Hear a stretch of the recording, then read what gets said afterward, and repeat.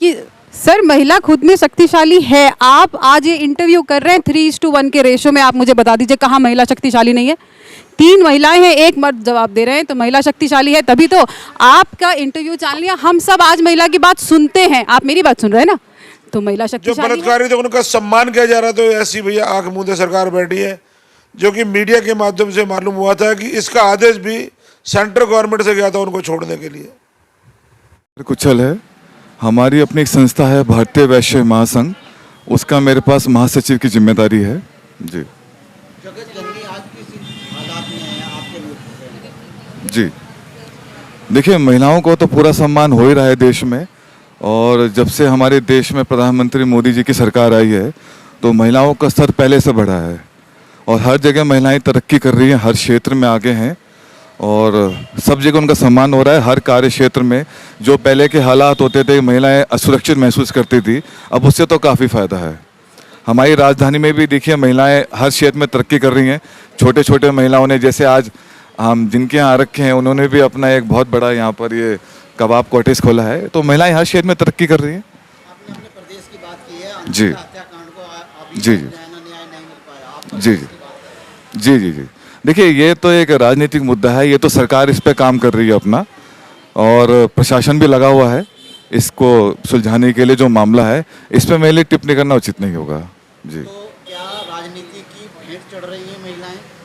नहीं, ऐसा नहीं है मणिपुर क्या जी। देखिए, मणिपुर की जो घटना घटी है वो बहुत दुखदायी है, ऐसा नहीं होना चाहिए था, और मोदी जी ने भी, हमारे देश के प्रधानमंत्री जी ने भी इसमें अपना दुख व्यक्त किया है, और सरकारें अपना काम कर रही हैं, और निश्चय ही जल्द सही फैसला होगा जी। क्या माना जाए, जो है ना, मोदी सरकार हादसे का इंतजार करती है, क्या महिलाओं के साथ हादसा हो तब मोदी सरकार बोले? नहीं नहीं नहीं, ऐसा नहीं है, ऐसा यही हुआ है जनाब, जी जी। उनकी घटना सामने है, देखिए बिल्कुल ईमानदारी से जवाब दीजिएगा। देखिए मैं आपको ईमानदारी से बता रहा हूँ, प्रशासन अपना काम कर रहा है, और इसके लिए मैं इतना एजुकेटेड नहीं हूँ, क्योंकि मैं पार्टी का प्रवक्ता नहीं हूँ।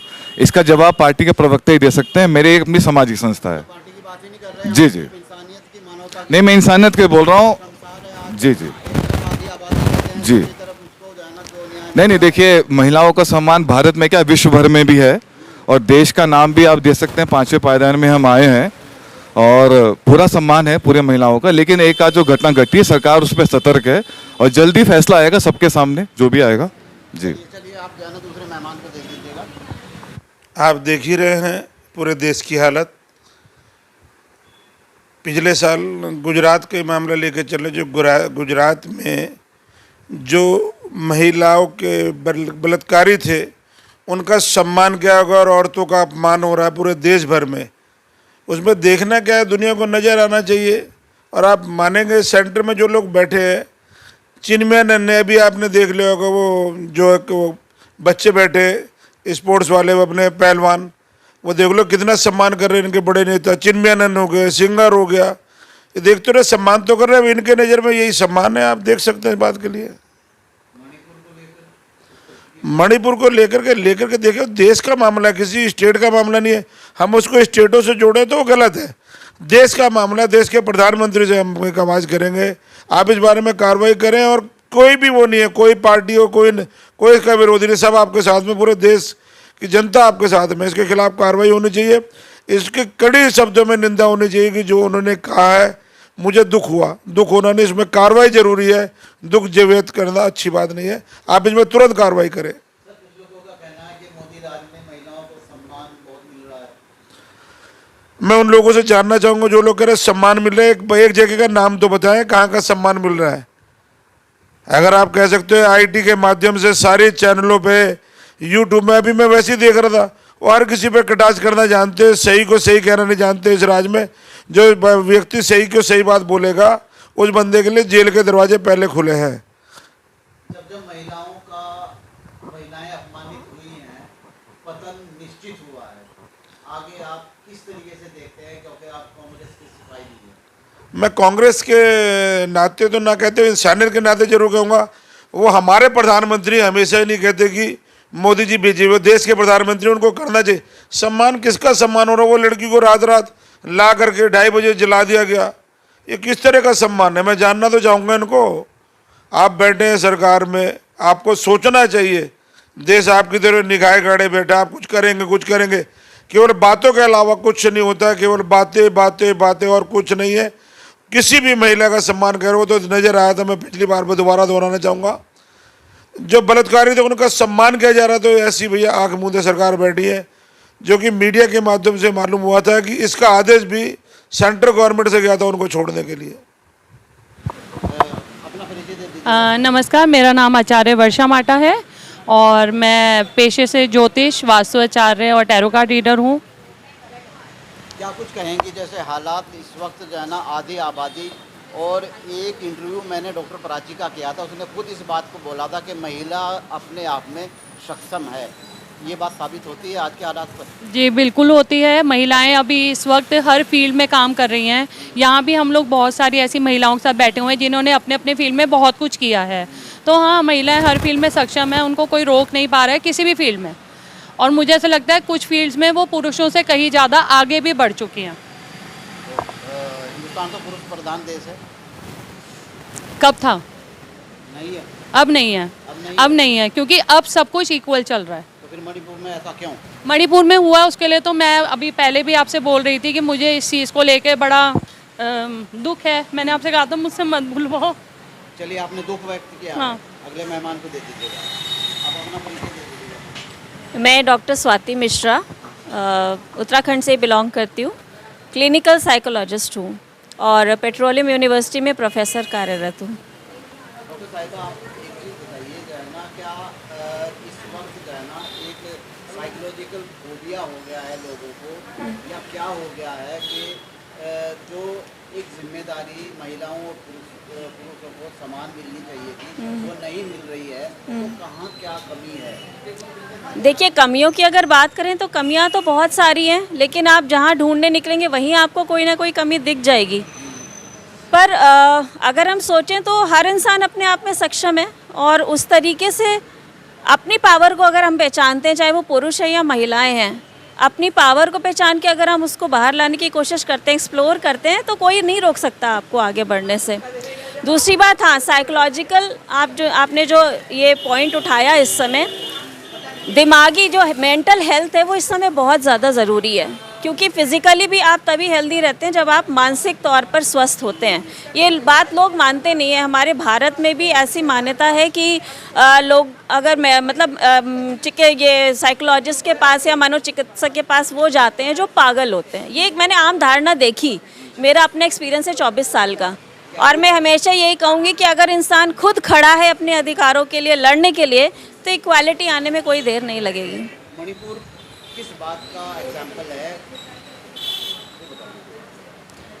एग्जाम्पल तो मैं क्या कहूँगी, बहुत दुख है जो भी हादसा हुआ, लेकिन कहीं ना कहीं हमारी लेडीज़ क्यों कमज़ोर पड़ जाती हैं, क्यों उन्होंने रिवोल्ट बैक क्यों नहीं किया, रिबेल क्यों नहीं किया उस चीज़ के लिए। समाज तो गंदा है। देखिए, 2 समुदायों का वो था। मैं आपको 1 मिनट के लिए रोक रहा हूँ। आपने कहा कि लेडीज़ कमज़ोर क्यों पड़ जाती है। कमज़ोर ना पड़ना, डॉक्टर प्राची, 1 मिनट माइक दे दीजिएगा। जी। प्राची, आपका बयान ये आया था कि महिला खुद शक्तिशाली है, और एक तरफ जो है ना डॉक्टर स्वाति कह रही है कि कमज़ोर पड़ जाती है। ऐसा क्यों भाई? क्या डिफरेंस है? कि सर, महिला खुद में शक्तिशाली है। आप आज ये इंटरव्यू कर रहे हैं 3:1 के रेशो में, आप मुझे बता दीजिए कहाँ महिला शक्तिशाली नहीं है। 3 महिलाएं हैं, 1 मर्द जवाब दे रहे हैं, तो महिला शक्तिशाली है। तभी तो आपका इंटरव्यू चाल लिया। हम सब आज महिला की बात सुनते हैं, आप मेरी बात सुन रहे हैं ना, तो महिला शक्तिशाली है। लेकिन जहाँ तक मुझे लगता है उनके कहने का सवाल है, हमें ज़रूरत है एक दूसरे का हाथ पकड़ के एक दूसरे को आगे बढ़ाने की। ऐसा नहीं होता है कि महिला शक्तिशाली नहीं है, लेकिन हमें एक दूसरे को सशक्त करना है, एक दूसरे का साथ देना है, बजाय एक दूसरे के खिलाफ खड़े होने के। ये होता है शक्तिशालीपन। जहाँ तक आपने मणिपुर की बात कही साहब, मणिपुर में तो वॉर के हालात हैं। आप बता दीजिए बंगाल में क्या है, आप बता दीजिए दिल्ली में क्या है, आप बता दीजिए उत्तराखंड में क्या है। तो ये it has nothing to do with ये इसलिए नहीं है क्योंकि सरकार ने कराया। ये मुझे लगता है, और ये मुझे लगता है जनाब, कि बेटी बचाओ बेटी पढ़ाओ एक चीज़ है और वो होना चाहिए, लेकिन उससे ज़्यादा ज़रूरत आज समाज को ये है कि अपने बेटों को समझाइए, अपने बेटों को पढ़ाइए। सर, कोई आपको ज़बरदस्ती कुछ नहीं करवा सकता जब तक आप करना ना चाहें, ठीक है ना। तो हमें अपने बेटों को भी ये चीज़ सिखानी है कि पुरजोर तरीके से उस बहन, उस बेटी, उस दोस्त के लिए भी ताली बजाओ जो एक महिला है। ये मुझे लगता है। हाँ जी, एक एज एडोलेसेंट एज है, एडोलेसेंस 12 साल से 18 साल तक। क्या उसके अंदर प्रॉपर एजुकेशन ऐसी हो रही है कि जो एक अच्छे संस्कार उसको वो हासिल करे? यही वो एज होती है जब माँ बाप के साथ साथ टीचर्स का और हर एक व्यक्ति का कर्तव्य बनता है कि अपने बच्चों को जो 12 साल से 18 साल की उम्र के बीच हैं उनको प्रॉपर गाइडेंस दें। और यही वक्त है, जैसा कि डॉक्टर प्राची ने कहा, कि हम अपने बच्चों को, चाहे वो लड़के हैं चाहे वो लड़कियां हैं, स्पेशली हम अपने बेटों को ये बात समझाएं कि स्त्री की समाज में क्या वैल्यू है, और आपकी माँ भी एक स्त्री है, आपकी बहन भी एक स्त्री, आगे चल के आपकी बेटी और आपकी वाइफ भी एक स्त्री है। तो जब आप इस लेवल से उनको सम्मान करना सिखाएंगे स्त्री का, तभी वो आगे चल के उस टाइप की रिस्पेक्ट दे सकेंगे। और ये बात बिल्कुल डॉक्टर प्राची ने सही की कि हाथ पकड़ के कोई किसी से कुछ नहीं करवाता है, इंसान करता खुद ही है। बिल्कुल, यानी कि अपनी जिम्मेदारी आदमी निभाने के बजाय थोपने की ज़्यादा है ना? थोपता ज़्यादा है। चलिए आप हाँ जी सर। सारा मामला जो है थोप दिया गया, क्या आप लोग अपनी जिम्मेदारी पूरी ईमानदारी से निभा रहे हैं? बिल्कुल सर, बिल्कुल। हमारी जो शिक्षा है, शिक्षा में एक चैप्टर जिसको हम कहते हैं कि मॉरल साइंस का आता है, नैतिक शिक्षा का आता है, पूरी तरीके से हम बच्चों को उस तरह से प्रेरित करते हैं, बताते हैं। हमारे पास पुरुष यानी बॉयज़ एंड गर्ल्स दोनों पढ़ते हैं, साथ ही पढ़ना होता है। कोई ऐसा नहीं कि उनको अलग से जाकर शिक्षा दी जाती है या पुरुषों को अलग से दी जाती है। समानता का अधिकार है, राइट टू इक्वलिटी है। बच्चों को एजुकेशन में तो ये सब चीज़ें हम सिखाते हैं। कुछ बच्चों के घर का माहौल बहुत अलग होता है कि जहाँ पे उन बच्चों को ये चीज़ें नहीं सिखाई जाती, बेसिकली नीटनेस, हाइजीनेस। और आप समझते हैं महिलाओं के साथ कई तरह की परेशानी होती है। एक यंग लड़की की भी कई परेशानी होती है, बच्चों के साथ एडजस्ट नहीं करती। लेकिन एक महिला शिक्षिका होने के नाते कभी भी ये इस तरह की कोई चीज़ें हमने कभी नहीं करी है फेस। और अगर होती भी है तो शिक्षिका अपने आप में इतनी परिपूरित होती है, उन बच्चों के घर तक की काउंसलिंग करती है। हम तो कई बार माँ बाप की भी काउंसलिंग करते हैं सर, ऐसा तो कभी नहीं है। हमारी शिक्षा में ऐसे कोई कमी नहीं है। क्या माँ बाप आज अपने बच्चों को लेकर अपनी जिम्मेदारी पूरी तरीके से निभा रहे हैं या फिर आप लोगों के ऊपर थोप दिया जाता है? बहुत हद तक हम लोगों के ऊपर थोप दिया जाता है, क्योंकि क्या प्रॉब्लम है कि माँ बाप को पैसे कमाने से ही फुर्सत नहीं है। महंगाई बढ़ रही है, उनके और भी नीड्स हैं, उनकी और भी प्रॉब्लम्स हैं। और मेरे पास जो तबका आता है वो मजदूर तबका ही ज़्यादातर आता है। मैं सरकारी शिक्षिका हूँ, राज्य आंदोलनकारी भी रही हूँ, लेकिन उन बच्चों के लिए बहुत कुछ सोचती हूँ। तो मैं अब क्या करने लगी हूँ कि एक सैटरडे के हम लोग पीटीएम के थ्रू उनके माँ बाप को स्पेशली एक दिन ब्रेक करा के अपने स्कूल में ये एजुकेशन देते हैं कि नहीं, सारी जिम्मेदारी शिक्षकों की और शिक्षिका की नहीं है, आपको खुद भी अपने बच्चों के लिए सोचना पड़ेगा। जी जी ज़रूर। मेरी समझ में नहीं बात आ रही है, ये माहौल इस वक्त जो समाज के अंदर पहले भी था, आज भी बन रहा है, ये रिफॉर्म किस तरीके से, ये बताइए। सर रिफॉर्म करने की जैसे मैम ने कहा कि मैम बच्चा 4 घंटे या 5 घंटे स्कूल में रहता है, बचे हुए 20 घंटे वो अपने घर में रहता है। तो 4-5 घंटे में एक शिक्षक किसी भी बीज को रोप तो सकती है, लेकिन उसके पेड़ बनने की जिम्मेदारी तो माँ बाप की भी होती है। तो सुधरेगा तो तभी जब हम सब मिलजुल के उसे सुधारना चाहेंगे। देखिए हम क्या करते हैं ना, हमारे समाज में एक चीज़ को उठा के हम चल पड़ते हैं। जैसे कि हम बहुत टाइम से देख रहे हैं कि हम महिलाओं को सशक्त करें, मुझे लगता है बिल्कुल करें, लेकिन साथ में हम समाज को ये भी बताएं कि अगर एक महिला सशक्त है तो उसके साथ चलना भी आपको पड़ेगा, आपको उसकी सक्सेस को एक्सेप्ट करना पड़ेगा। तो आप सिर्फ एक चीज़ को लेके नहीं कर सकते हैं। अगर आप बेटी को पढ़ा रहे हैं तो बेटे को भी समझाइए, अगर आप महिला को बाहर निकाल रहे हैं तो उसके पति को भी समझाइए कि वो बाहर निकली है बस, तो फिर उसको आपको उसके साथ उसका साथ देना पड़ेगा जैसे उसने दिया, तो समाज बदलेगा जनाब। आप अपनी तरफ से एक एक्सपीरियंस, एक अनुभव ऐसा दे दीजिएगा ताकि लोगों के काम आए, जो लोग हमारे व्यूअर्स सुनेंगे कि किस तरीके से। सर मैं बरगदों के पेड़ के बीच में पली हुई एक लड़की हूँ, क्योंकि मेरे पिताजी एक सशक्त आदमी हैं, अपने आप में एक नाम है, मेरे हस्बैंड एक नाम है। मैं आपको एक छोटा सा इंसिडेंट बताती हूँ कि मैं सर के साथ बहुत सारी कॉन्फ्रेंसेस में गई हूँ, अटेंड करी है। और जब सर स्टेज पे जाके बोलते हैं और लोग तालियां बजाते हैं, जिसमें हर तरह का बच्चे होते हैं, बच्चियाँ होती हैं, लड़की होते हैं, तो हम सब बहुत खुश होते हैं और हम भी ताली बजाते हैं। ठीक इसका उल्टा समझ लीजिए कि अगर मैं स्टेज पर कविता पढ़ रही हूँ और पीछे से सीटियाँ बजती है तो मेरा पति खड़े होकर ताली बजाता है। उसे कहते हैं साथ रहना, वो ज़रूरी है, वो चीज़ समझाना। शुक्रिया। ये सवाल का जवाब सिर्फ हाँ और ना में नहीं दिया जा सकता कि क्या माँ बाप अपने बच्चों के प्रति अपनी जिम्मेदारियां निभा रहे हैं कि नहीं। देखिए, हर तरीके के लोग हैं, हर तरीके की परिस्थितियां हैं, तो और ये शिकायत अगर आप बच्चों से पूछोगे उन्हें माँ बाप से हो सकती है, माँ बाप स्कूल को या टीचर्स को कह सकते हैं, टीचर्स फिर सर्कल में ब्लेमिंग चलती रहती है, राइट। कोई रिस्पॉन्सिबिलिटी नहीं लेता। बट मेरे को ये लगता है कि अगर जो हमारा रोल है एज अ पेरेंट या स्टूडेंट है या टीचर, बस हमें राइट पाथ को फॉलो करना है, जो यूनिवर्सल राइट है, जो पेरेंट्स की ड्यूटी है, बच्चों का EQ, इमोशनल इंटेलिजेंस, एंड जो क्योंकि वो रूट्स वहीं से आता है, उनको प्रेम और अच्छे संस्कार, अच्छी वैल्यूज़ देना पेरेंट्स का कर्तव्य है, और उनको अच्छी एजुकेशन देना, एंड टीचर्स का कर्तव्य उन्हें अच्छी शिक्षा देना है। मेरा तो ये मानना है कि घर में हम माँ बाप होते हैं और स्कूल में वो माँ बाप होते हैं, क्योंकि उस समय वो उनकी पूरी केयर कर रहे होते हैं, गुरु के साथ वो भी। और ऐसे ही पेरेंट्स का रोल है, घर में हम भी गुरु होते हैं, कहा जाता है माता पिता पहले गुरु होते हैं, है ना।